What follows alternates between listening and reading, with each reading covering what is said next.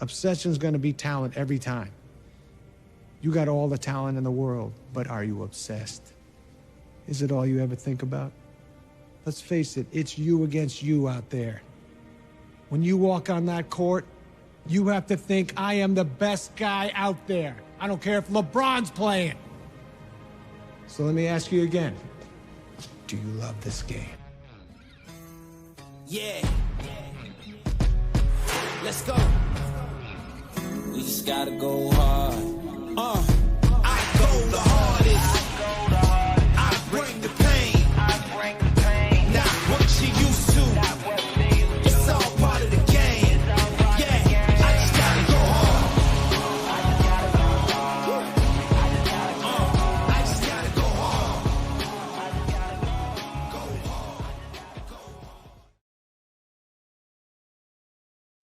Go hard, les meneurs, épisode 10, épisode Flower. Kev, avant de te laisser la parole, je dois avouer quelque chose parce que tu le sais, on est authentique.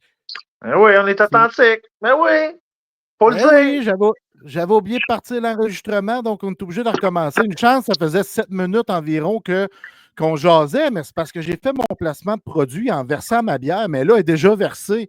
Mais je bois une Guinness 0 parce que là, on tape en ce moment le 22 décembre, 18h47, un Exact. dimanche.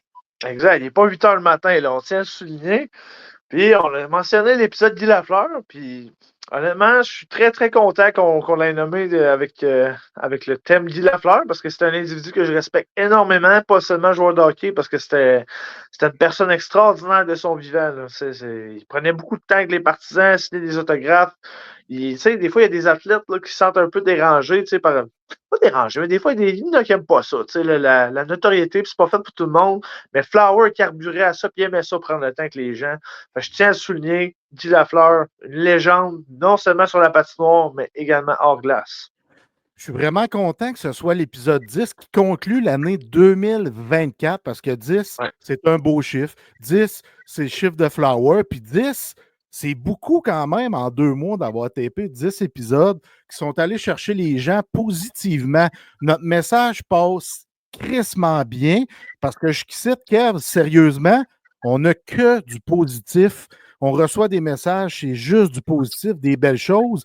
Puis ça fait du bien, Kev, les meneurs, parce que dans notre domaine, le domaine du blogging, le domaine du hockey, il y a beaucoup trop de négatifs. Mais là, avec les meneurs, on vient se faire du bien, on vient nous flatter, on vient flatter les gens, on vient se donner de l'amour, Calis. Exactement. Puis à un moment donné, quand tu travailles dans le blogging, à un moment donné, la section commentaires, pas le choix de te mettre une barrière avec ça. Parce que, oui, il y a les joueurs qui se font planter, parce que tu ne veux pas être Canadien en reconstruction. Fait que on dirait que c'est facile de tirer sur une équipe qui est déjà à terre parfois, on va le dire aussi, mais nous autres aussi, on peut subir parfois des attaques, c'est pas tout le temps le fun.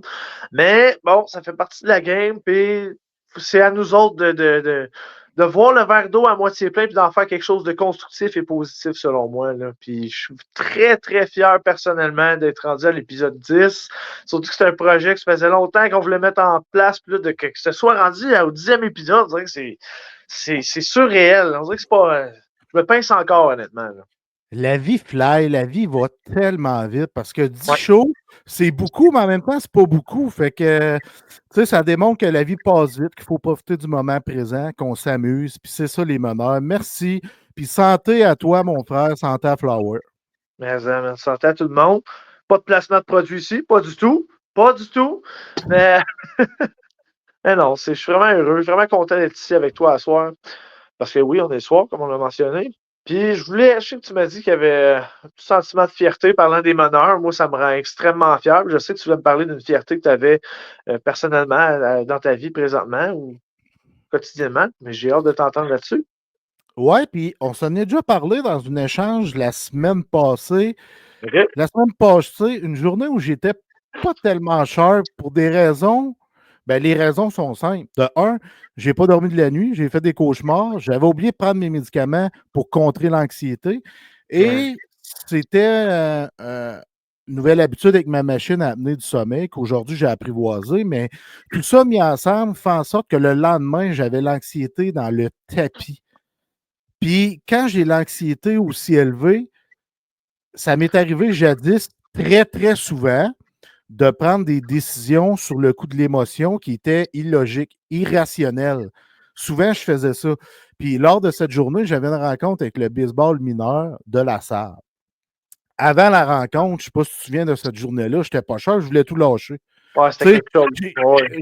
je me suis dit, écoute, Kev, j'ai envie de tout lâcher, je veux me retourner chauffer des trucks, pour avoir la foutue paix, puis être tout seul dans mon truck, écouter ma musique, nanana. Puis quand je dis Placer de la retourner, bière. Placer de la bière. non, merci! Tu sais, puis là, je recule à là, 20 quelques années là, de ça, quand j'ai chauffé des camions avec mon père. Là. Tu sais, ça prouvait que mon anxiété était très élevée. Fait que je pars avec mon anxiété élevée du gars qui veut tout lâcher, s'en va au baseball mineur, la rencontre au baseball mineur, finalement, je suis nommé, puis c'était comme un petit rêve d'être nommé, un petit rêve, pas rêve, mais un petit projet que je voulais réaliser, d'être nommé le président du baseball mineur de la BTB-Ouest. Fait que là, j'ai eu le poste. Mais là, sur le coup, je reviens à la maison, là, je dis à ma blonde, c'est pas si c'est bien fait, là, puis mais l'anxiété était vraiment élevée Ouais. que j'aurais pu prendre des décisions irrationnelles, mais je me suis parlé. D'où la fierté envers moi-même. Pour la première fois ou l'une des premières fois de ma vie, Jeff a parlé à Monsieur Anxiété, puis Jeff a vaincu Monsieur Anxiété en disant ce coup-là, tu ne gagneras pas.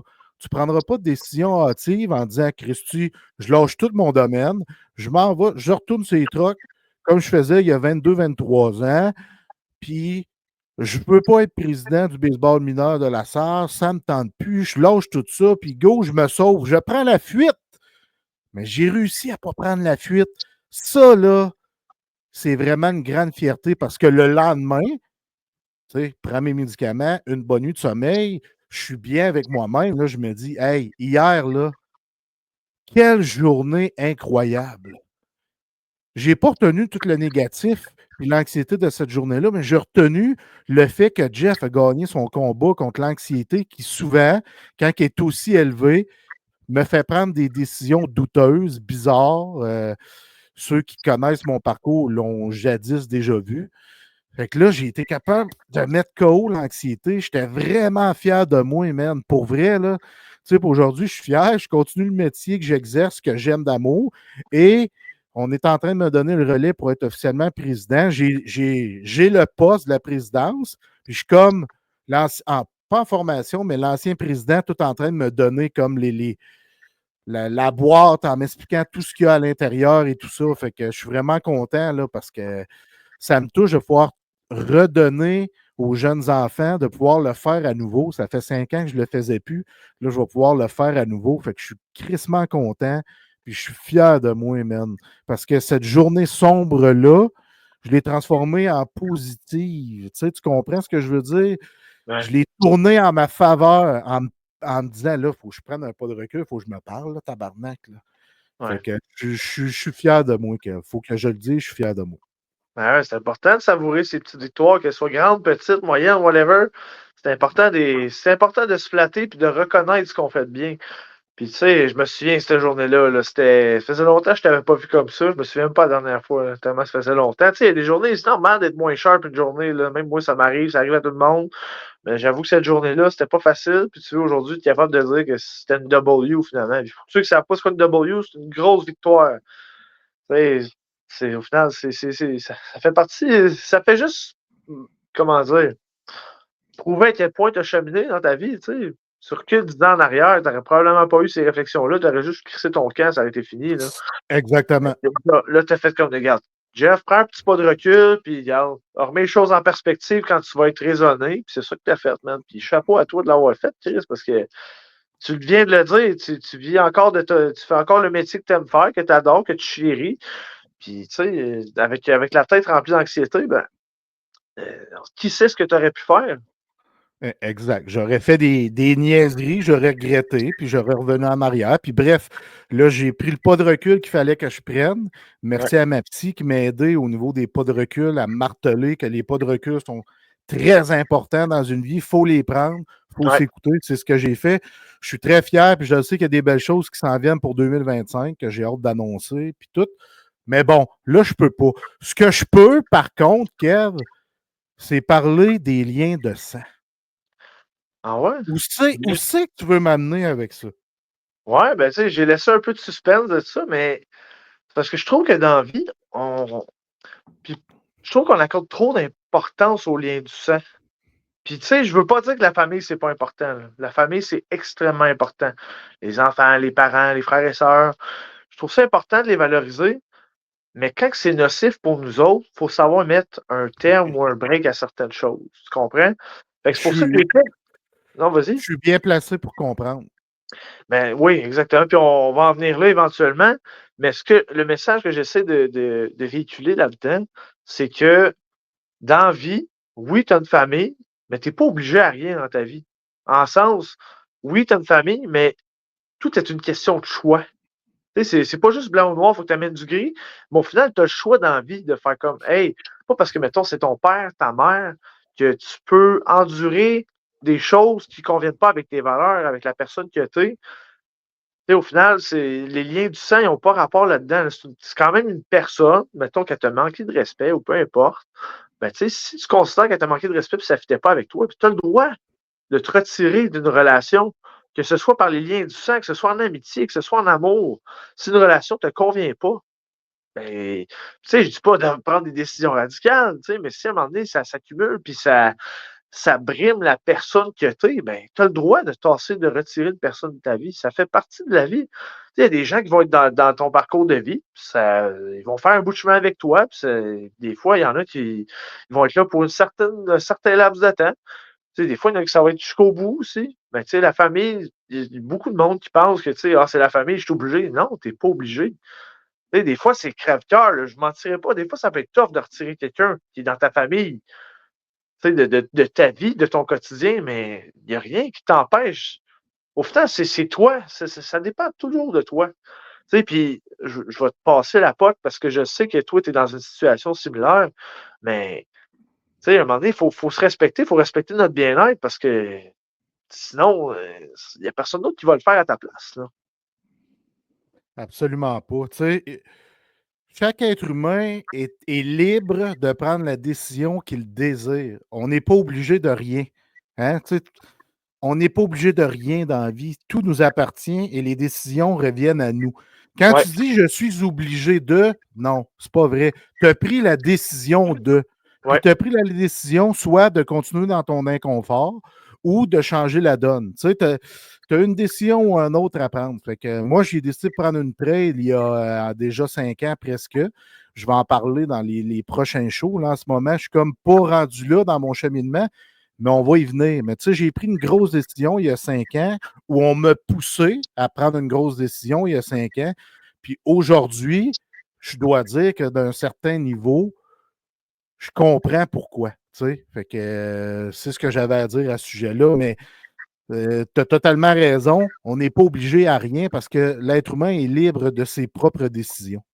ouais. Puis tu sais, veux pas, la famille biologique, tu vas jamais la choisir. Jamais, jamais, ça vient avec toi. Genre, tu arrives dans un monde où ce que je regarde, c'est ça la réalité. Ta famille biologique, ça va rester de même. Mais je pense qu'à un moment donné dans ta vie, tu dois comprendre que c'est toi qui dois bâtir ta propre famille. Puis bâtir une famille, c'est pas obligé d'être par le sang. Tu sais, je suis allé, j'avais tu sais, veux pas, c'est le temps des fêtes, les soupers de Noël arrivent, tout ça. Puis là, aujourd'hui, on est dimanche, on était dimanche soir. Samedi soir, j'ai été à un souper avec des amis. Je regardais autour de moi, puis j'étais comme, ça fait partie de ma famille, tu sais. Puis il y avait mon grand frère qui était là, tu sais, ça, c'est mon frère de sang, mon frère biologique. Mais les autres personnes qui étaient autour de la table, pour moi, c'est des frères et sœurs, là, c'était ma famille, puis je les aime d'amour, tu sais. Fait qu'il y a une personne qui m'a fait réaliser récemment que, tu sais, justement, tu choisis pas ta famille biologique, mais c'est toi qui construis ta famille que tu vas avoir autour de toi quotidiennement, tu sais. Puis au final, un lien, c'est toi qui le construis avec une personne, tu sais. Oui, Exact.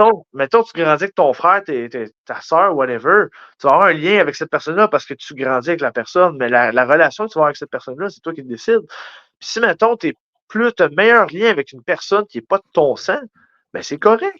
Faut arrêter de se mentir et de faire comme garde. Le lien du sang, c'est ce qui est le plus important. Mais au final, si quelqu'un est plus là pour toi que ta propre famille de sang, ben c'est, regarde, tu n'as pas besoin d'avoir plus de réponses que ça, là. C'est les personnes qui sont là et qui veulent être là pour toi qui comptent. Et non, genre, genre, ma famille de sang va être là tout le temps. Non, regarde, tu te fies à du concret, des gens qui vont être là dans ta vie, autour de toi, dans le moment présent. Puis si c'est du monde qui sont pas liés de sang, ben ce sera ça. Tu sais, au final, j'ai plein de frères, moi, dans ma vie. Tu sais, toi, en fais partie, je te considère comme un frère, je te dis tout le temps un grand frère. On n'est pas de sang, là. Tu sais, fait qu'au final, c'est ça. Faut se fier au concret, puis regarde, faut aller de l'avant avec ça, là. Les liens du sang, guys, c'est pas obligé d'être. C'est pas obligé d'être quelque chose qu'on valorise nécessairement. Mais tu sais, comme j'ai dit tantôt, c'est important d'amener des zones grises dans ces discours-là. Là. Est-ce que tu avais quelque chose à rajouter là-dessus, mon cher ami? Non, ben, j'ai tout dit ce que j'avais à dire parce que j'ai trouvé que ton point était extraordinaire, excellent. Ça accorde avec ma personnalité. Donc, merci énormément du partage parce que je t'endosse à 200% là-dedans. Excellent. Puis tu sais, avant le show, avant qu'on commence à taper, j'étais content parce que tu veux parler d'un sujet que, tu sais, ça nous touche personnellement les deux, puis ça touche beaucoup de personnes dans le monde en général, tu sais. Puis tu sais, pour ceux qui suivent le Canadien de Montréal, on avait une couple d'attentes envers un certain joueur avant le début de la saison. Puis malheureusement, il ne coche pas les attentes qu'on avait envers lui. Puis je parle de Kirby Dach, OK? Le jeune joueur de centre des Canadiens de Montréal connaît une saison médiocre sur le plan statistique, mais moi, je sais que tu voulais parler plus du côté Kirby Dach, l'humain. Puis je pense que c'est important d'amener cette nuance-là parce que Kirby Dach, c'est un être humain, il a des émotions. Puis même si c'est des joueurs de hockey professionnels, ils vivent des choses eux autres aussi, puis je trouvais ça vraiment pertinent que tu viennes jaser de ça. J'ai hâte de t'entendre là-dessus. Ben, c'est parce qu'à un moment donné, il faut séparer les choses, Kev. Moi, ce qui me fait rire, c'est que l'an passé, avant que Kirby Dach se blesse, il était le meilleur joueur au camp d'entraînement. Le match et demi qu'il a joué, il était le meilleur joueur des Canadiens de Montréal. Puis, la saison où il a joué 54, 55 games, il a récolté 30 quelques points. Ouais. Il a connu une belle deuxième moitié de saison. On l'aimait, on disait, hey, calé qu'on l'a, notre deuxième centre derrière Nick Suzuki. C'est lui, c'est Kirby Dach. Tu sais, puis on le disait à outrance. Là, arrive une saison à la suite d'une absence de 80 matchs et demi l'année passée, donc toute la saison presque, à soigner une blessure au genou, à guérir une blessure au genou. Il est de retour au jeu cette année. Puis Kirby Dach se met beaucoup de pression. Tu reviens au jeu, puis on te dit et on martèle que tu as tous les atouts pour être le second pivot chez le Canadien de Montréal. Ça, c'est une pression numéro 1. Tu joues à Montréal, tu reviens d'une grave blessure, qui n'est pas évident, là. Une blessure au genou, c'est vraiment pas évident à guérir. La rehab est très longue. Puis quand tu reviens au jeu, tu ne performeras pas nécessairement tout de suite. Donc, tout ça mis ensemble, là, ça peut créer une belle chimie, une belle recette, c'est-à-dire pour te créer de l'anxiété. Puis moi, en ce moment, c'est ce que je veux parler. On critique Kirby Dach à outrance. On dit qu'il ne se présente pas. On dit qu'il ne semble pas avoir envie d'être là, de la nonchalance. Tu sais, on dit tout ça là, de Kirby Dach. Puis ça, là, ça me prouve à quel point la maladie mentale est encore un sujet tabou. Parce que, je t'explique, aussitôt que je parle d'anxiété ou d'anxiété offensive, ou peu importe le type d'anxiété dans un texte, quand je parle d'un joueur, comme par exemple Kirby Dach, j'en ai parlé dans un texte, on ne questionne pas son anxiété. Le gars peut être dans une période anxieuse très élevée en ce moment, ce qui fait en sorte que l'anxiété, pour ceux qui n'en font pas, ne savent pas, mais ça paralyse le corps. Ça te paralyse complètement. La peur vient te paralyser. Tu te retrouves sur la glace. Tu as l'air d'un gars qui se pogne le beigne, mais au fond, tu as l'anxiété dans le tapis. Tu essaies d'en faire énormément, mais ça ne sort pas. Ça ne veut pas, tout simplement, en raison de l'anxiété qui t'étouffe, qui te paralyse, qui empoisonne ton cerveau énormément. Parce que c'est une facette qu'on oublie de soulever chez les athlètes parce qu'ils gagnent des millions. Hey, ils gagnent 4 millions, viens pas me parler d'anxiété. Je m'excuse, là, mais l'anxiété n'a pas de prix. Que tu gagnes 20 000 $ par année, 100 000, 1 million, 30 millions, 57 millions comme Rohan Soto, là, ça n'empêche pas que tu peux être anxieux parce que l'anxiété, tu ne contrôles pas ça. Ça peut être une maladie mentale, tout simplement. Ça peut être une anxiété passagère. C'est peut-être ça que Kirby Dach a. Je ne sais pas ce qu'il y a, mais moi, je pense qu'en ce moment, il est dans une anxiété offensive. J'appelle ça comme ça, là. Il est tellement anxieux que ça paralyse sa game complètement, puis il est incapable de produire, puis il est incapable de faire les bonnes choses parce qu'il veut tellement qu'il répète les erreurs, qu'il joue frustré. Il n'a pas l'air à vouloir être là, mais cette facette-là doit être soulevée. Il y a quelqu'un qui doit dire Hey, pensez-vous que ça peut être de l'anxiété? Qu'il fasse le petit bonhomme. Il est jeune, là. Il est en apprentissage. Ces questions-là, on dirait qu'on a de la misère à les poser dans un monde d'hommes, comme le hockey, hein, Kev? On dirait qu'on a de la misère à se poser ces questions-là. Ça se peut en asti qu'il soit dans une période anxieuse. Puis je suis convaincu, chez les Canadiens, il y a tellement de bonnes personnes pour l'aider. Martin Saint-Louis, ses coéquipiers, les docteurs qui sont en place, les psychologues, c'est sûr qu'il y a des rencontres avec quelqu'un, j'en suis persuadé. Puis je suis convaincu qu'on essaie de le sortir justement de la zone où il est, de la zone anxieuse où il est en ce moment. Moi, je pense Ouais. que ce point-là est important d'être souligné. Puis tu sais, les gens qui m'ont pitché de la boîte, puis de la boue, puis du caca dans la section commentaires, là, parce que j'ai levé le point que Kirby Duck, peut-être qu'il pourrait faire de l'anxiété ou il est dans une période anxieuse. Il y a des gens, encore une fois, qui préfèrent envoyer du négatif au lieu de prendre le pas de recul et dire Ouais, c'est peut-être ça qu'il y a le petit bonhomme. C'est peut-être ça qui le fait souffrir en ce moment. On l'a vu avec Joe Drouin. Joe Drouin Ouais. a pris une pause du hockey pour aller se ressourcer, pour aller retrouver l'amour de la game, pour sortir de l'anxiété qui était à l'intérieur de lui. Mais des Joe Drouin, pas juste lui, il y en a d'autres. Puis Kirby Duck peut faire partie de ces joueurs-là. Mais je suis content que tu parles de Joe Drouin, je voulais en parler justement. Puis tu sais, honnêtement, tu regardes aller, ça a l'air d'être deux tempéraments similaires, je trouve. C'est deux. Puis tu sais, les gens parlent beaucoup de body language, tu sais, du langage corporel sur la patinoire, que justement, il a l'air nonchalant, puis tout ça. Puis tu sais, probablement aussi que sa blessure, ça lui joue dans la tête, là. Tu sais, mettons, le gars, il a une grosse blessure au genou. Après ça, ça ne tente peut-être plus de rentrer tête première dans les bandes, là, puis de manger les bandes. Peut-être pas en première année. En tout cas, après ça, tu es plus prudent. Puis il y a des joueurs, tu sais, qui sont amenés à modifier leur game, tu sais, puis je pense que tu peux être intense, d'amener de l'intensité dans ta game sans nécessairement te mettre vulnérable. Je pense que ça, c'est ça qu'il apprend à faire en ce moment. Jouer une game intense, solide sur 200 pieds, sans se mettre vulnérable. Parce que on s'entend, le contact là, de Jarrett Tenordi, c'était censé être une mise en échec bien normale. Là. Il se relève debout de Kirby, puis le genou, il a lâché. Fait qu'au final, je pense qu'il est juste prudent, puis qu'il va apprendre à dealer avec ça, puis ça prendra le temps que ça prendra. Je comprends, la Ligue nationale, c'est une ligue de performance, de résultats. Je comprends tout ça, là. Mais il faut, comme tu as dit, il faut valoriser l'humain. Puis je suis sûr qu'à l'interne, il y a des, ils savent des choses. On ne sait pas tout. On est du monde de l'extérieur, on est des gérants de salon, limite. Là. Fait que, tu sais, il y a des choses qui se passent probablement dans la chambre, qui se passent dans l'organisation concernant Kirby Duck, puis qu'on ne sait pas. Puis, tu sais, c'est pas pour rien que Martin Saint-Louis donne mille et une chances. Il sait probablement ce qui se passe avec Kirby, puis c'est pour ça que je pense Exact. qu'il faut lui redonner confiance, en lui donnant des opportunités. Ça prend des fois pas grand-chose pour partir la machine. Un but, une présence qui a été solide. Puis je pense que Martin, il sait, là, il y en a vu d'autres. Saint-Louis, moi, je fais confiance à Martin Saint-Louis à 100% là-dessus. Il est bon pour lire l'humain. Fait que s'il considère que Kirby n'a pas d'affaire à aller dans les estrades, ben, d'après moi, il n'y a pas d'affaire à aller dans les estrades. Là. Puis, tu sais, l'anxiété, c'est encore un sujet tabou, malheureusement. Puis, tu sais, j'espère vraiment qu'on va s'ouvrir l'esprit parce que c'est quelque chose. C'est quelque chose qui existe. C'est pas un mythe là, pour les conspirationnistes. C'est quelque chose de gros. Là. Parce que tout part d'ici, puis ça va après avoir des impacts sur ton corps. Tu sais, je me souviens d'une phase anxieuse que j'ai eue dans ma vie, moi, puis ça. J'avais des engourdissements dans les mains, dans les pieds, puis tout ça, là, c'était pas drôle, là. Puis c'était pas parce que j'étais malade concrètement, j'avais pas de maladie précise. Ben, tu sais, j'en avais une, mais c'était dans la tête. Parce que ça impactait le reste.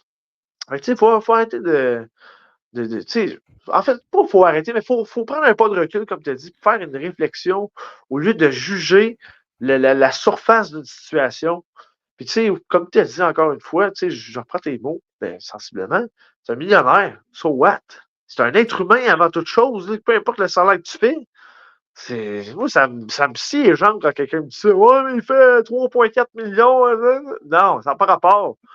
Ça n'a pas de prix, l'anxiété, je le répète, ça n'a aucun prix. Puis la preuve que c'est encore tabou, sur Joe Drouin, à un moment donné, je suis d'un party, puis un party familial, peu importe. Puis je dis, tu sais, Joe Drouin, fait probablement d'anxiété, puis ça paraît, là, le petit bonhomme, ça paraît, tu sais, je Ben parle en oui. connaissance de cause et tout ça, Ben puis oui. on me répond, voyons donc, Alice, avec l'anxiété, tu sais, ça démontre à quel point c'est encore tabou d'évoquer ça chez les athlètes professionnels, chez un monde d'hormones, hein, on ne peut pas évoquer ça, tu sais, c'est triste, mais bon, moi, je voulais parler de Kirby Doc, de l'être humain, puis de dire qu'il est pas, voyons, probablement qu'il est dans une phase anxieuse en ce moment. Puis c'est Ben oui. sûr, tu ne produis pas, tu t'inquiètes pour ton genou, tu t'inquiètes pour les fans, tu as des critiques envers toi. Fait que c'est sûr que ça, là, ça crée quelque chose, ça crée une salade de fruits qui est Oui. vraiment pas bonne là, actuellement pour Kirby Doc. Laissons-lui le temps. Ouais. Levons-nous le pied là, sur l'accélérateur des critiques. Là. Levons-le un petit peu pour l'aider. Tu sais. Nous autres, c'est notre part. Qu'est-ce qu'on peut faire pour Kirby Doc? C'est de ralentir un peu les critiques sauvages à son égard. Oui, puis tu parles de critiques, puis tu sais, il y a des joueurs qui disent qu'ils ne regardent pas les médias. C'est pas vrai, là. Ils regardent tout le monde. Hey, regarde, dans la société d'aujourd'hui, tout le monde a son téléphone dans les mains, là.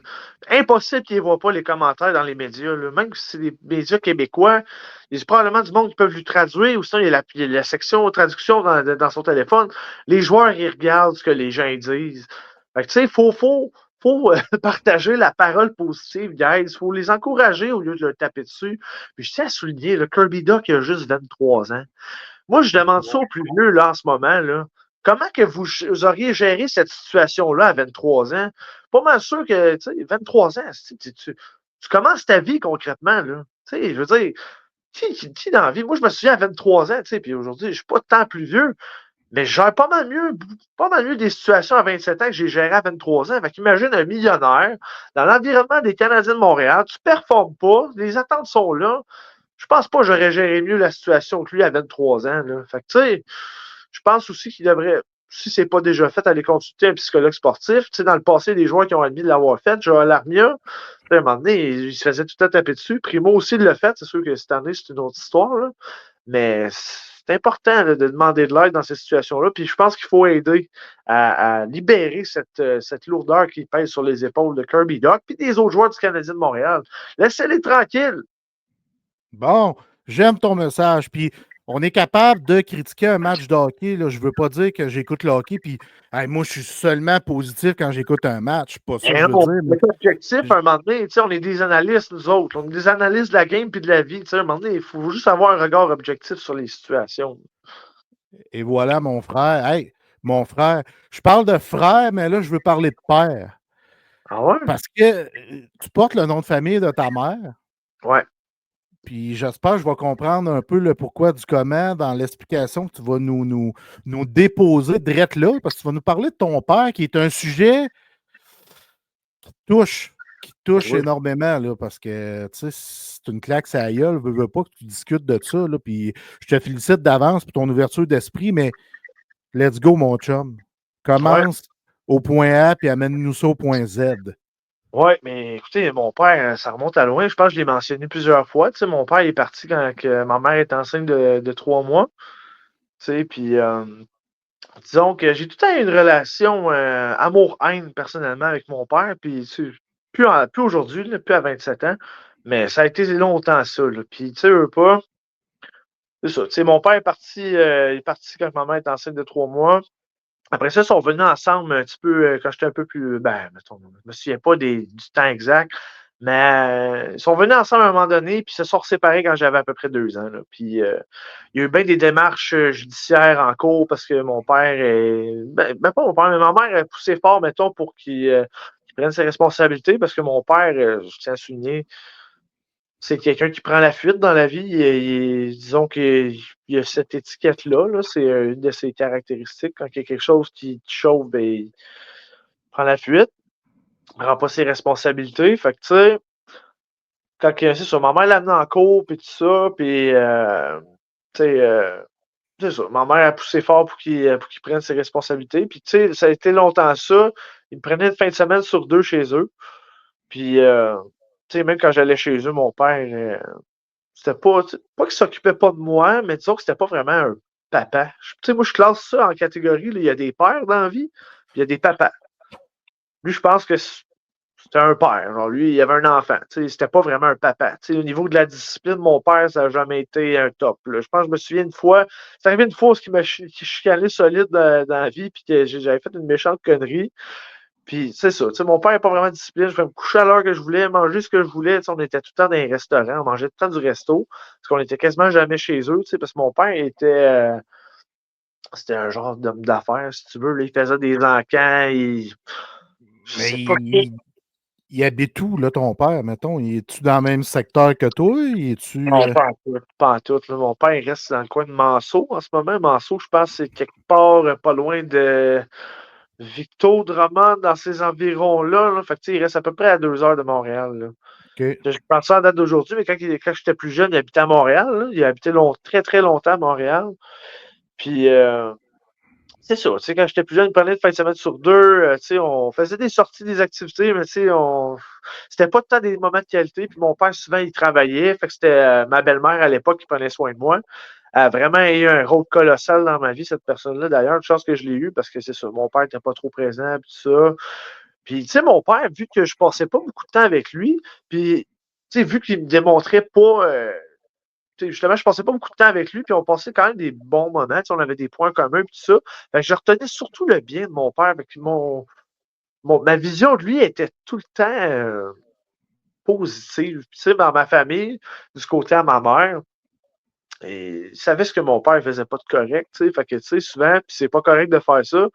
Mais ma famille, du côté de ma mère, il l'aimait pas. Souvent, il critiquait, il l'insultait. C'était vraiment pas un environnement sain. Je vais pas cautionner les commentaires qu'on me dit sur mon père quand j'étais jeune, mais quand j'ai entendu ces commentaires-là, j'étais comme non, c'est pas vrai, mon père, il n'est pas de même. Hein. Moi, je le défendais tout le temps. Parce que mon père, je le voyais pas souvent. Et quand je le voyais, on passait des bons moments. Puis c'était comme un ami. C'était pas. Il t'amenait au resto en plus, Kev. Hey, tout le temps au resto. Hey, je me souviens, là, petite parenthèse, il y avait un petit frigo dans sa chambre. Il y avait un tiroir, man, il y avait genre 200 Coco Cadbury dedans. Tu sais, les cocos avec du genre de. Du coulis. Ouais, une crème dedans. Ouais. Là, il y avait genre 200, je pigeais dedans. Je peux en manger 15 dans ma soirée. Puis, hey, sans face, là, quand j'avais 8-9 ans à peu près, là, tu sais, j'étais un enfant, j'aimais pas ça me laver. Puis mon père, il checkait pas ça. Je peux être 4-5 jours sans me laver. Je te jure. Toi qu'aujourd'hui se lave 2 fois par jour, n'aimais pas ça te laver. Ah, quand j'étais jeune, j'aimais pas ça. Mais j'aimais ça, le sentiment d'être propre, mais aller prendre ma douche, c'était comme une corvée, tu sais. Fait que mon père, il checkait pas ça. Puis là, mon père, il habitait avec ses parents, tu sais, il était très, très proche de ses parents. Puis ma grand-mère, après 4-5 jours, était comme, ouais, tu pues du trou. Elle disait ça! Tu pues du trou, man! Elle me disait ça! Ça voulait dire, Kevin va prendre ta douche. Non, elle me disait ça de même. Fait que mon père, c'est ça, hein, il checkait pas ça. Il prenait pas soin de moi, concrètement. T'sais. Fait que c'est ça. Mais on faisait des sorties, on allait au resto. Mais tu sais, quand t'es un jeune, hein, tu réalises pas ces affaires-là. Là. Mon père, je pense que je peux compter sur une main le nombre de fois qu'il m'a dit je t'aime. C'était pas le gars le plus démonstratif, puis tout ça. Puis tu sais, plus je vieillissais, à 9 ans, on est déménagé en Chaudière-Appalaches. Fait que tu sais, veux pas déjà que j'étais pas tant proche de mon père. Tu sais, mon père, il restait à Montréal. Là. Je le voyais 2 fois par année. Pendant 5 ans, je le voyais 2 fois par année. Je descendais une fois l'été, une fois dans le temps des fêtes, puis c'était pas mal ça. Il est descendu 2 fois en 5 ans dans Chaudière-Appalaches pour me voir. Ouais, c'était pas une grosse affaire. Là. Fait que, c'est ça. On n'était pas très proches. Quand je suis revenu en ville, il y a eu bien des in and out avec mon père. Souvent, j'arrêtais d'y parler parce que mon père, à chaque fois qu'il avait l'occasion de faire ses preuves, il me décevait à chaque fois. Parce que, Chris, en tant qu'enfant, tu as des attentes envers tes parents. Tu as des attentes, surtout que tu es jeune. Puis, mon père presque jamais été là. Fait que, quand il est. Comment dire, je m'attendais, j'aurais aimé ça qu'il soit là. Fait que. J'avais des attentes, puis souvent, il me décevait. Puis quand je suis revenu en ville en 2011, on s'était rapprochés, puis j'avais commencé à jouer au hockey Cosum, à l'école secondaire, puis tout ça. Puis je vous raconte une petite anecdote qui s'est passée, puis après cette anecdote-là, j'avais arrêté d'y parler, je pense, pendant 2-3 ans, là, facile. Là, ça avait pris du temps à la refaire. Des fois, là, je pouvais être une couple d'années sans parler à mon père, là, tellement qu'il me décevait. Tu sais, déjà que tu n'es jamais là, tu n'as jamais été là dans ma vie ou presque. C'est ma mère qui a pris mon éducation en charge. Une chance que j'ai eu ma mère, tu sais. Mon père, c'est ça. j'avais un tournoi de hockey de fin de semaine, puis le tournoi de hockey, ça se passait à 2 coins de rue de chez eux, là, littéralement. Je disais, hey, père, j'ai un tournoi de hockey cette fin de semaine-là, ça te tente-tu de venir me voir jouer? Ce serait cool, tu sais. Hey, Kev, Ouais. je m'excuse, juste petite parenthèse. Quand tu as dit Hey, père, il n'a pas fait Hein? Ben ouais, pour ceux qui ne savent pas la petite nuance envers un certain Tacu. Hey, père! Hein?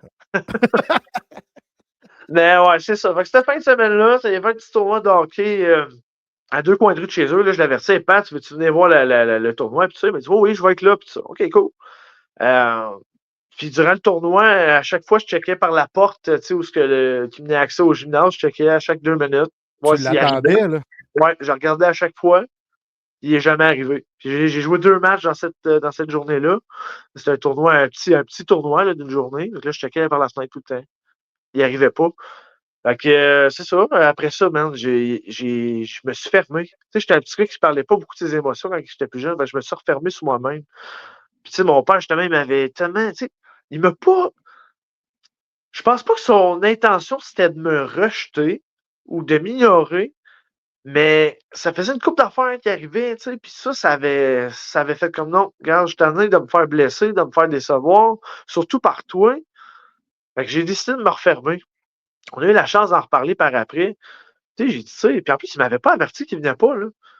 Fait que tu sais, c'est comme, ça me dérange pas que tu viennes pas. Ben, ça m'aurait dérangé, mais moins si tu m'avais averti. Tu sais, tu peux m'appeler et me dire, hey, Kevin, finalement, je pourrais pas venir pour X, Y raison, là. Mais il m'avait pas appelé, il m'avait pas averti, tu sais. Puis j'avais reparlé de ça après, puis tu sais, ça a peut-être été tough de parler avec mon père, parce que mon père, c'est le syndrome du oui, mais.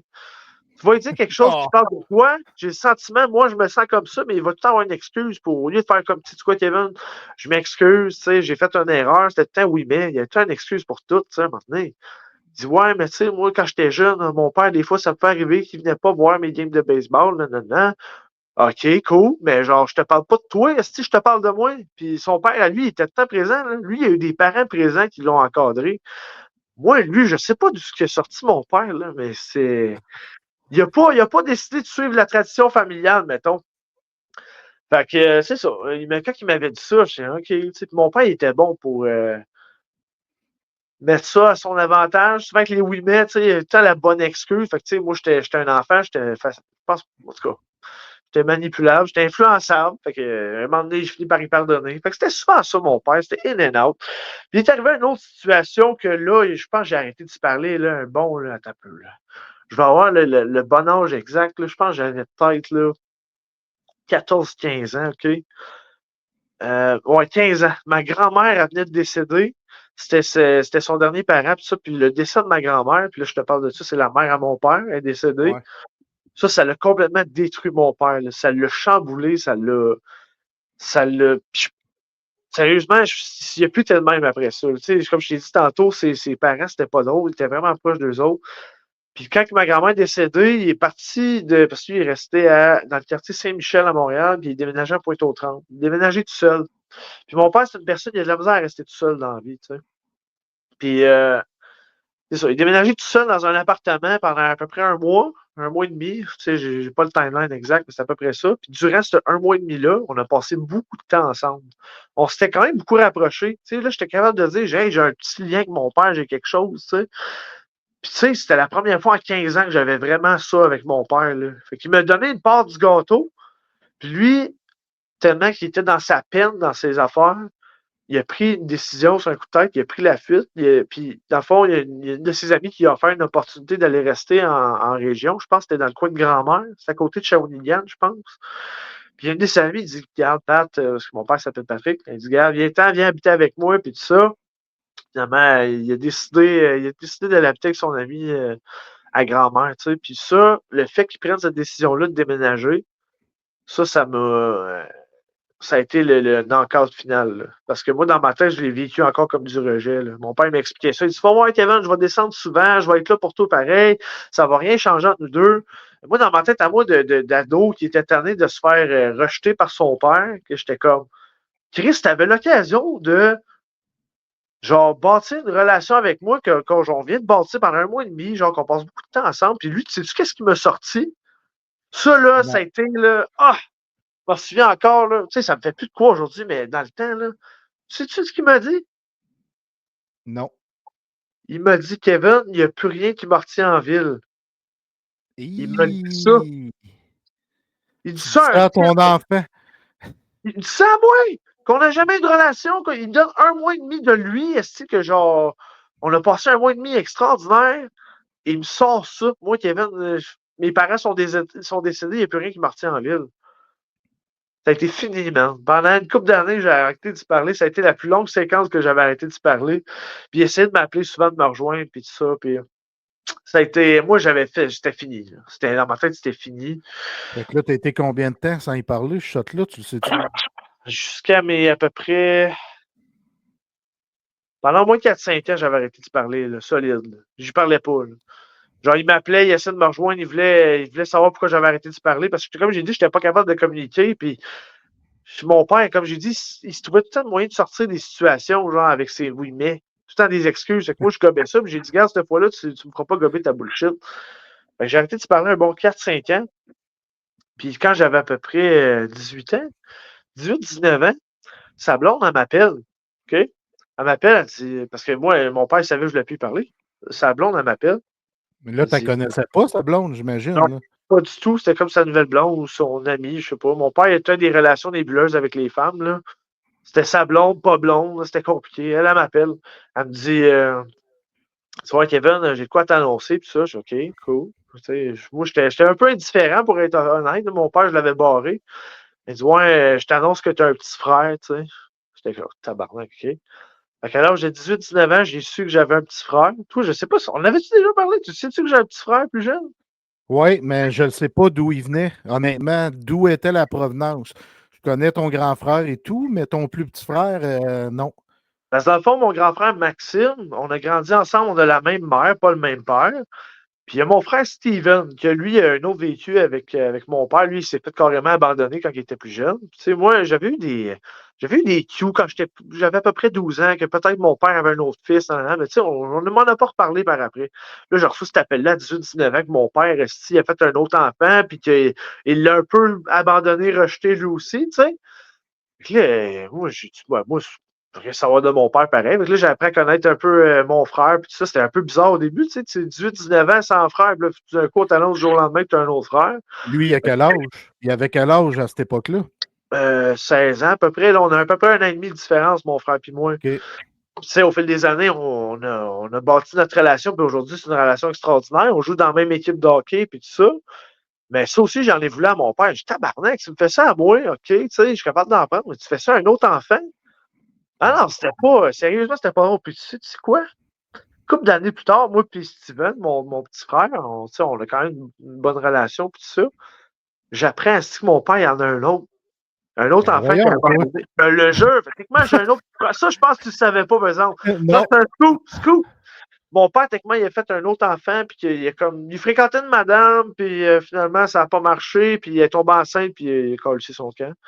Fait que. Fait que j'ai un autre petit frère, lui, malheureusement, on s'est vu juste une fois, ça a pas donné qu'on s'est revu par après, puis tu sais, on n'avait pas les mêmes. Disons que ça n'a pas connecté très fort. Tu sais, il était une autre vision de la vie, puis c'est correct. Tu sais, aujourd'hui, c'est triste, mais en même temps, tu sais, il veut pas, j'en ai voulu longtemps à mon père pour ça. Je crie à cause de toi. Genre, j'ai pas pu avoir de relation avec mes frères, tu sais. C'est un peu lui qui m'a privé de ça, tu sais. Je comprends, c'est ma responsabilité aujourd'hui. Mais longtemps, j'étais comme Christ, pourquoi tu prends pas tes responsabilités? Tu fais des enfants, merde! Sais-tu qu'est-ce qu'il m'a répondu? Ben, je pense que ça fait 2-3 ans de ça. Un moment donné, j'étais allé souper chez eux. Puis justement, on a eu une conversation un peu à cœur ouvert, pardon. Puis moi, puis Steven, puis moi, on était à table, tu sais, puis on lui demande pourquoi tu prenais pas tes responsabilités, puis tout, tu sais, on lui a demandé la question, tu sais, puis il nous a dit, c'est parce que dans le temps, on tripait, on avait du fun, on faisait l'amour, pas de condom, puis il arrivait ce qui arrivait, tu sais. Ah non, je te le dis, man, mon père, des fois, il sort des affaires, une mentalité spéciale, là. Fait que c'est ça, tu sais, puis par après, tu sais, après que, dans le fond, là, je reviens à Steven, là, j'avais peut-être 18-19 ans, puis aller jusqu'à à peu près 20 ans, je n'ai pas parlé à mon père ben, puis à un moment donné, on décide d'aller souper, Steven, moi, puis mon père ensemble, tu sais. Puis c'est ça, c'est pas mal là qu'on a commencé à se reparler, puis tu sais, j'ai dit ma façon de penser, puis je garde, j'ai jamais été là, puis tout ça, puis tu sais, c'était vraiment très froid comme souper, puis au final, on a réussi comment dire, à renouer, mais tu sais, ça n'a jamais été. Ça n'a jamais été un père, mon père, pour moi. Tu sais, ça a vraiment été. Excusez, ça n'a jamais été un papa pour moi. C'était mon père, puis it is what it is. Tu sais, mais longtemps, ça m'a blessé. J'ai laissé ça m'affecter. Puis c'est allé, genre, une couple d'années. Un peu avant que ma fille elle vienne au monde. J'étais comme, tu sais, mon père n'a pas été un bon père. Tu sais, on ne se fait pas de cachette, là. Mais il avait la chance de se reprendre comme grand-père, puis il le fait pas. T'sais. Il descend une fois ou deux par année, puis il donne des cadeaux aux enfants, il me donne des cadeaux à moi. Mais tu sais, moi, j'ai lâché prise là-dessus. Là. J'ai accepté que j'aurais pas de relation avec mon père. Ben, pas que j'ai pas de relation avec mon père, on s'entend bien. T'sais, on se parle, on a plein de points communs, comme j'ai dit, mais on connecte pas, on n'a pas la même vision de la vie. Puis lui, c'est pas. C'est un peu malaisant, parce que moi, mes enfants, même si je me suis séparé, je les ai pas. Bon, ben, je laisse la mère, fait que je calisse mes enfants-là. Ben non, tu sais. Moi, j'ai eu l'exemple à pas suivre, tu sais. Avec mon père. Avec moi, ça fait en sorte que j'ai brisé la roue et qu'aujourd'hui, moi, je suis un père présent pour mes enfants. Tu sais. Fait qu'on ne connecte pas là-dessus, mon père puis moi. Fait que c'est tout le temps un peu malaisant quand je parle de moi et mes enfants, tu sais, parce que moi, mes enfants sont là, je suis là pour eux autres, puis je vais avoir une relation avec eux autres. Tu sais. Fait que mon père puis moi, souvent, il y a un petit malaise. Mais au final, j'en veux même pas. J'en veux même plus. J'ai lâché prise là-dessus. Tu sais, j'accepte le fait que j'ai pas eu de père, j'ai pas eu de modèle masculin parce que ma mère, elle a eu des chums au fil des années, mais c'était pas des modèles. De toute façon, ils restaient pas assez longtemps pour ça. J'ai fait la paix avec ça. J'étais comme, regarde, c'est correct. Ma mère, elle a couvert les deux. Elle a couvert les deux rôles, si tu veux, à sa façon. Puis je pense que je m'en suis pas trop mal sorti malgré tout. Tu sais. Fait que je regrette rien. Je suis en paix avec ça aujourd'hui. Mais mon père, il dit souvent, parce que mon père, il a tendance à se victimiser. C'est ça qui est ironique là-dedans. Il dit, oh, j'aimerais savoir une relation avec mes petits-enfants, tu sais, puis tout ça. Ben ouais, mais Chris, mets-toi les pieds en mouvement. Qu'est-ce que tu fais concrètement pour. Tu sais, il dit, ouais, mais c'est parce que si je t'appelle, j'ai peur que tu me dises non. Puis ça, ben ouais, mais si tu prends pas les devants, puis tu m'appelles pas, venez voir les enfants, au pire, ça va être un non, là. Tu as des excuses, mon père, puis il n'a jamais pris ses responsabilités, puis c'est pour ça qu'on n'a jamais eu de relation. Il m'a dit, il y a 2-3 ans, ça a été, comme j'ai dit, on a eu, quand il m'a sorti l'affaire de dans le temps, on tripait, on se protégeait pas, ok, cool. Mais tu sais, je vous l'admets, par exemple, j'ai pas été un père idéal. Tu sais, j'étais, ouais, tu sais, ça m'a vraiment touché qu'ils me le disent.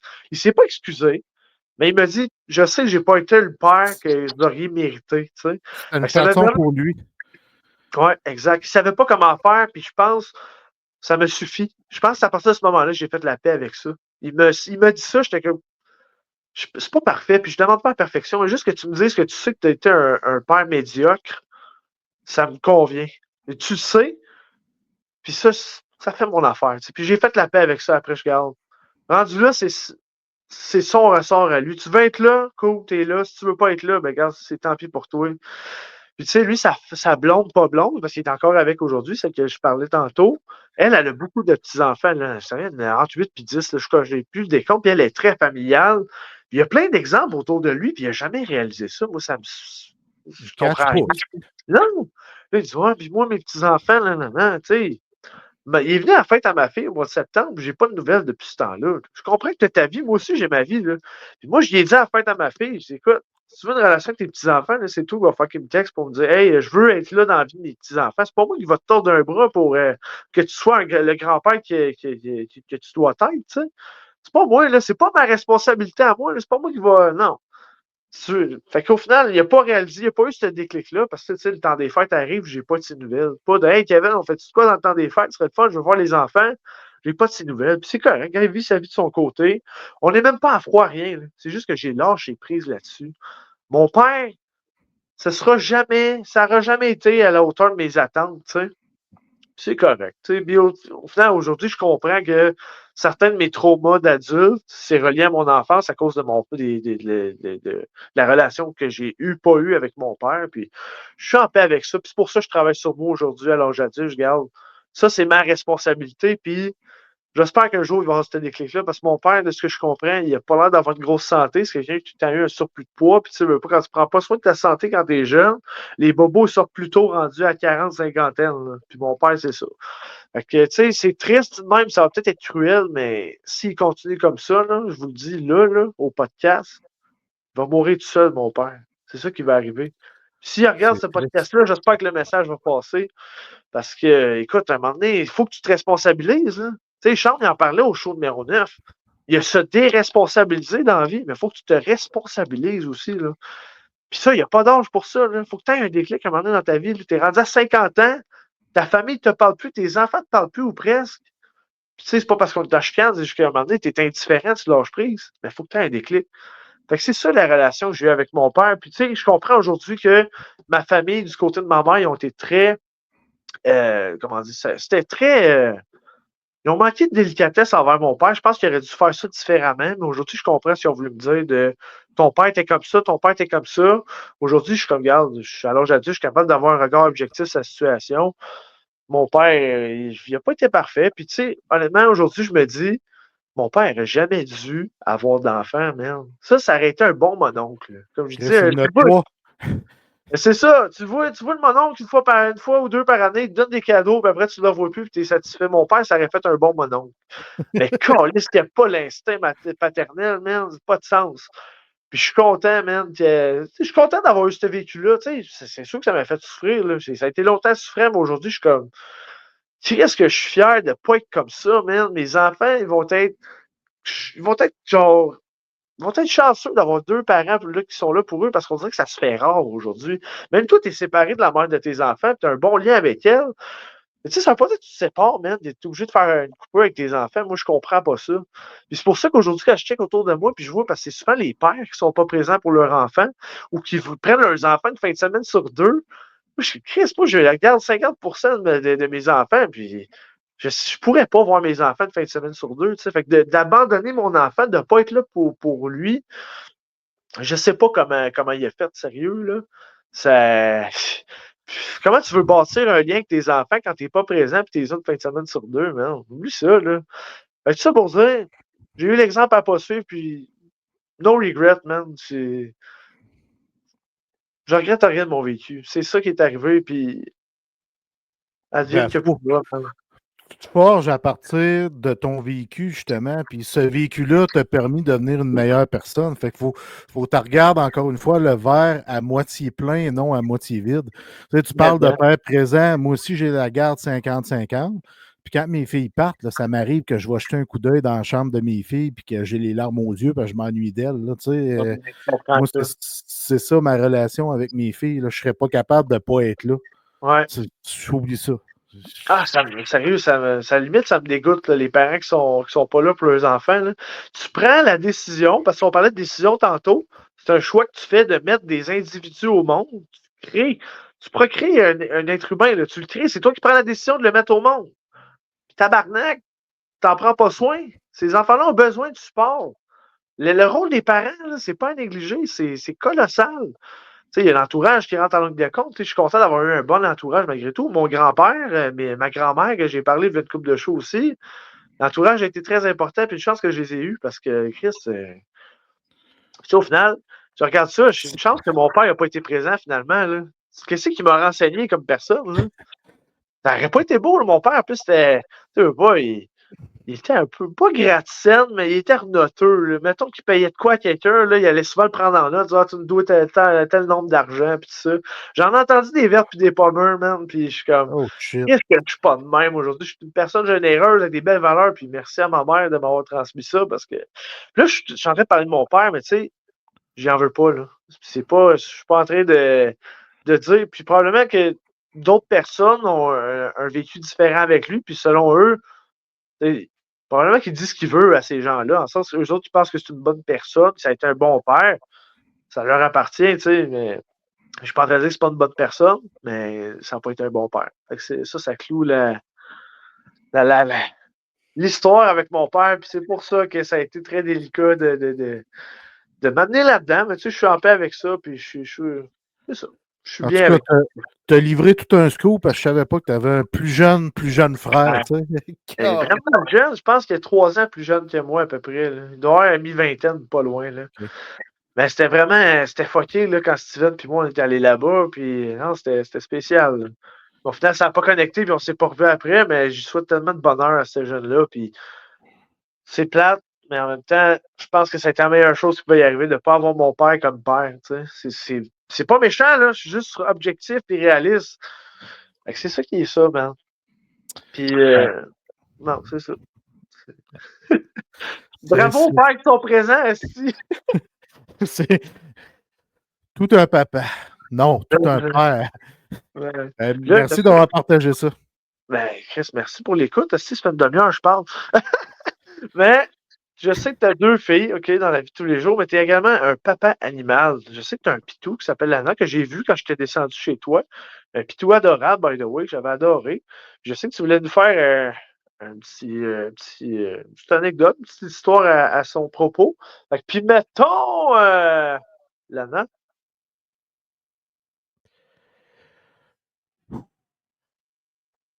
M'excuse, Kev. C'est assez tough parce que ma chienne, ça fait 11 ans que je l'ai avec moi. Puis elle va probablement mourir dans les prochaines semaines, dans les prochains mois. Fait que c'est pas évident de la voir en ce moment, qui est très souffrante parce que c'est une crise d'abattante, une crise de vrai. Puis ça a été ma partenaire de course pendant les années où je courais. Puis toujours été là pour moi. Elle m'aide dans mon anxiété. Tu sais, c'est mon pitou. C'est un gros labrador, mais elle adore avec nous autres. Puis tu sais, je suis très attaché. C'est un membre de la famille. Puis on l'a fait opérer l'année passée. L'opération, elle nous a été fortement suggérée parce qu'ils m'ont dit ton chien n'est pas sourd, n'est pas aveugle, est vraiment en shape pour son âge. Il en reste peut-être pour 3-4 ans. Fait que ça vaut la peine de la faire opérer. Fait que très fiers, nous autres, ma blonde, on se dit go, on la fait opérer. Elle sort de l'opération, super, ça coche, ça a bien fonctionné, mais peut-être un mois après l'opération, il y a une masse où il y a les tétines de chien femelle. Ouais. Une masse mammaire qui appelle, qui était gros comme au début une balle de golf à peu près, puis là, c'est venu gros comme une puck de hockey, puis là, je me demandais c'était quoi. Fait qu'il n'y a pas si longtemps, on est allé consulter, puis c'est là qu'on a appris que c'était une masse mammaire, que souvent, ce que je ne savais pas, qu'il aurait dû nous dire, c'est que l'opération qu'elle a eue l'année passée fait en sorte que c'est possible qu'il y ait des masses mammaires qui surviennent. Fait que là, elle a une masse mammaire.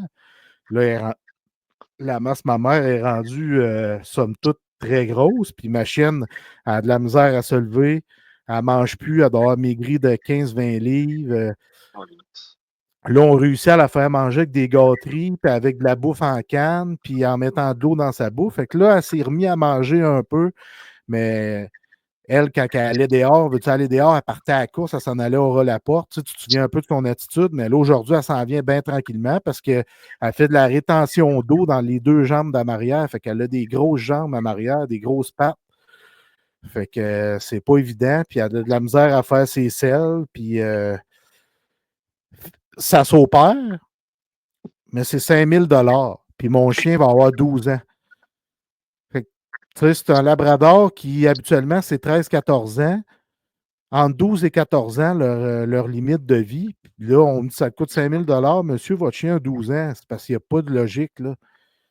Je ne ferai pas opérer. Je ne paierai pas 5 000 $ pour que dans 3 mois, la chienne décède. Là, tu sais, je veux dire, à un moment donné, il faut y aller avec la logique. Fait que là, va falloir retourner chez le vétérinaire avec elle pour voir s'il n'y a pas de la morphine, quelque chose qu'on peut lui donner, au moins qu'elle prolonge sa vie sans trop souffrir, là, parce que tout son mental est là. Comme je te dis, elle n'est pas aveugle, elle n'est pas sourde, son mental est là, mais elle a cette masse-là qui fait en sorte que là, c'est rendu pogné comme des hanches, puis au niveau de l'anus, puis toutes ces affaires-là. J'ai l'impression. Fait que c'est vraiment touchant. Ça nous touche énormément, notre famille, de voir la chienne comme ça. Qu'on est habitué de la voir courir, puis de la voir se déplacer rapidement, puis venir nous accueillir. Quand il y a quelqu'un qui arrive, Lana, elle arrive à la porte pour aller sentir c'est qui, mais là, elle se lève même plus, là. Elle se lève la tête, puis elle se recouche. Fait que je voulais partager ce moment-là parce que les animaux sont là pour un laps de temps dans notre vie. Ils sont tellement importants. Ils nous apportent tellement beaucoup. Ils nous rendent meilleurs parce que c'est des vrais, hein? Tu sais, on parle souvent, ça c'est un vrai de vrai, ça c'est un vrai de vrai, mais il n'y a rien de plus vrai qu'un chien.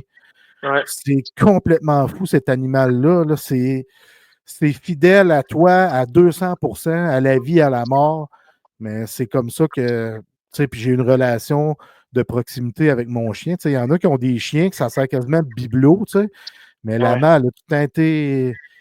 Ça a tout le temps été ma chum. Je travaille de chez nous, moi, fait que je suis tout le temps avec, puis je vais courir, je l'amène, puis fait que ça me chavire énormément. Ben, je peux comprendre, là, je m'attendais pas à ça. Là, je l'apprends en même temps que tout le monde aussi. Là, fait que je suis un peu shaké d'apprendre ça, là, mais c'est très courageux de ta part de venir nous parler de ça aujourd'hui parce que c'est une grosse nouvelle. Là. Je m'attendais Puis, pas à ça. comme il y en a qui disent, c'est juste un chien, mais non, c'est pas juste Non, un chien. ben, C'est c'est ça. c'est un membre de notre famille. Fait que je voulais partager ça avec vous autres, Kev, puis je voulais te dire aussi, puis mettons, MAWN, lui, Ouais, mais là, aujourd'hui, d'habitude, puis mettons, je prends quelqu'un, tu sais, une personne de mon entourage, une célébrité qui m'inspire, peu importe. Là, aujourd'hui, j'ai décidé de parler de moi. Puis, tu sais, parce que, tu sais, on parlait un peu plus tôt, tu sais, c'est important de savourer nos victoires, de se valoriser, de se flatter. Puis, je trouve que dans la vie, on le fait pas assez, tu sais. Puis, de manière humble, puis que ce soit pas. Tu sais, je suis pas quelqu'un qui est. Comment on appelle ça? Je suis pas quelqu'un d'égocentrique, là. Je suis quelqu'un qui est très axé sur l'humain. Je m'intéresse pas aux autres. selfish, t'es pas selfish. Ben, exactement. Puis, je trouve ça important aussi de se valoriser. Puis, il m'est arrivé une petite situation que ça m'a fait réaliser le parcours que j'ai eu dans ma vie. Tu sais, je suis quelqu'un longtemps qui n'a pas eu confiance en lui, que, tu sais, la misère à me regarder dans le miroir, limite, là. Tu sais, des journées où que je me regardais, puis j'étais comme, si je me dégoûte, je me trouve pas beau, puis c'était tough, là, par moment, là. Puis j'ai changé ma photo de profil Facebook en fin de semaine. Puis c'est la première fois, je pense, que je partage une photo où je suis tout seul, puis que je souris à pleines dents. Parce que moi, là, pour ceux qui ne savent pas, dans la vie, mon plus grand complexe, c'est mes dents. Tu sais, j'ai pas les dents les plus droites. Mais on m'a fait réaliser à un moment donné que, tu sais, c'est juste toi qui remarques ça, là, je veux dire. C'est sûr que c'est beau, un beau sourire avec des dents droites, puis tout ça, mais tu sais, c'est pas ma réalité actuelle, tu sais. Puis c'est important de s'accepter comme qu'on est. C'est sûr que j'aimerais ça un jour, peut-être les faire réparer. Puis ça sera, tu sais, c'est un scénario hypothétique, là. Mais le fait pour moi d'avoir partagé une photo sur les réseaux sociaux, ce que je me mets complètement vulnérable à nu devant tout le monde, ça, c'était un pas de géant que j'ai fait. Ça fait juste me faire réaliser que Kev, Chris, t'as fait du chemin, que genre, sortir de sa zone de confort, des fois, c'est d'un petit détail, d'une petite situation. Puis c'est la blonde de mes amis qui m'a fait réaliser ça. Elle dit, parce qu'on prenait des photos, tu sais, parce que comme je l'ai dit au dernier show, on a gagné la coupe, tout ça, on a eu le droit à une journée avec la coupe, tout ça. Ouais. Puis on prenait des photos, tu sais, en fin de semaine. Puis c'est ça, il y en a des photos que je souriais pas dedans, l'autre avec des dents. Elle dit là, si t'as changé la photo de profil Facebook, tu vas prendre celle avec les dents. Hein? J'étais comme, OK, ouais, je vais le faire. Puis finalement, des fois, quand t'es pas sûr, des fois, tu décides de pas le faire. Mais là, j'étais comme, non, je vais le faire. Puis j'étais content de l'avoir fait parce que, même si pour certains, ça pourrait sembler qu'il a juste changé sa photo de profil, pour moi, c'était un pas de géant. Je suis sorti de ma zone de confort. J'étais comme, je suis fier du sourire que j'ai partagé sur cette photo-là parce que, c'est ça. Au final, j'apprends tranquillement à accepter 100% la personne que je suis. Puis, tu sais, c'est important de s'aimer dans la vie, tu sais, parce que ça va aider. Quand tu t'aimes toi-même, ça va aider à distribuer de l'amour autour de toi, tu sais. Fait que c'est ça que je voulais partager aujourd'hui parce que pour moi, juste le fait de changer ma photo de profil avec mes dents, le sourire à pleines dents, ben, ça voulait dire beaucoup pour moi. Fait que je Là, tenais à partager aujourd'hui. là, je fais pas le signe de la West Coast, ceux qui écoutent du rap. West Coast, East Coast, je fais le signe de W pour une grosse win, Kev. Good job. Parce que moi, j'aime ça, ces petites victoires-là. C'est de se donner de l'amour, puis plus en Ouais, plus on chemine, plus en plus on s'aime. Je parle de toi et moi. Puis en ouais, faisant les meneurs, on dirait que ça nous amène encore ailleurs. Fait que je trouve ça extraordinaire. ouais. Chris, de belle petite victoire, mon chum. Merci. Santé à cette petite victoire-là. Cheers. Puis, tu sais, t'as raison là-dessus, par exemple. Je tiens à souligner, là, depuis que j'ai commencé les meneurs, tu sais, des fois, tu vas avoir des idées dans la tête, OK? Tu vas réfléchir, tu vas penser à des affaires, mais quand des fois tu les extériorises, tu réalises des affaires, puis ça te fait tellement avancer, là, puis j'ai l'impression, tu sais, on est rendu à 10 shows, là, puis même après 10 shows, j'ai l'impression je me sens plus léger d'avoir extériorisé plein d'affaires qui se passaient en dedans de moi. Non, je suis content d'avoir partagé ces belles affaires-là, puis de partager mon cheminement. Puis je suis content que tu partages le tien aussi, parce que des fois, ça me drive, puis ça m'inspire beaucoup. Puis je suis sûr que ça en inspire beaucoup ça inspire beaucoup les gens qui nous écoutent aussi. Fait que merci infiniment de nous suivre. Merci d'être là, guys. Puis je vous envoie plein d'amour, esti. De l'amour, esti! Ben, c'est le temps d'envoyer de l'amour parce que c'est le temps de Joyeux Noël et bonne année. Parce que c'est le dernier show, Kev, en 2024. On va Ouais. revenir le 6 janvier 2025. Donc, on envoie des vœux de bonheur, santé. Puis moi, la plus belle chose que je souhaite aux gens, là, c'est de s'aimer soi-même pour pouvoir aimer les autres comme ils se doivent d'être aimés. Fait que ça, c'est très important pour 2025. Puis n'oubliez pas, les rêves, c'est des objectifs ou des projets. Mettez-vous Ouais. ça en tête, guys, pour 2025, c'est très important. Oui, puis profitez du moment présent avec vos proches parce qu'on ne sait jamais. Une petite parenthèse encore, mon ancienne belle-mère que j'ai parlé tantôt, l'ex-conjointe à mon père, elle a perdu son mari récemment. Il était bien malade puis tout ça. Fait que ça m'a fait réaliser que dans la vie, il faut profiter du moment présent avec les gens qui nous entourent, les gens qu'on aime, puis leur dire qu'on les aime parce qu'on ne sait jamais quand on va partir. Fait que dans Ouais. le temps de votre fête, vous allez vous rassembler en famille, là. Dites aux gens qui vous entourent que vous les aimez. C'est important. Fait que joyeux temps des fêtes à tout le monde. Joyeux Noël. Une bonne année 2025. J'ai vraiment hâte, ainsi que Jeff, de vous retrouver en 2025 parce qu'il y a des belles affaires qui s'en viennent. De très belles affaires. On travaille des invités. Fait qu'on devrait avoir plus d'invités. Plus ça va aller, plus on va avoir d'invités. Puis on travaille des invités, entre guillemets, connus. C'est ce qu'on travaille pour la fin de 2024 et en 2025, on va amener ça aux gens. On va avoir beaucoup de plaisir. Il va y avoir des shows encore, on va être tout seul. Il va y avoir des shows avec du monde. Ça ne changera pas. Fait que tout le monde, les meilleurs vœux. On vous a mentionné tout ce qu'il fallait qu'il se passe en 2025. On vous aime d'amour. Merci de nous écouter. Merci. Peace à tout le monde. Kev, je t'aime d'amour, tu le sais. Moi aussi, je t'aime. Forever and ever.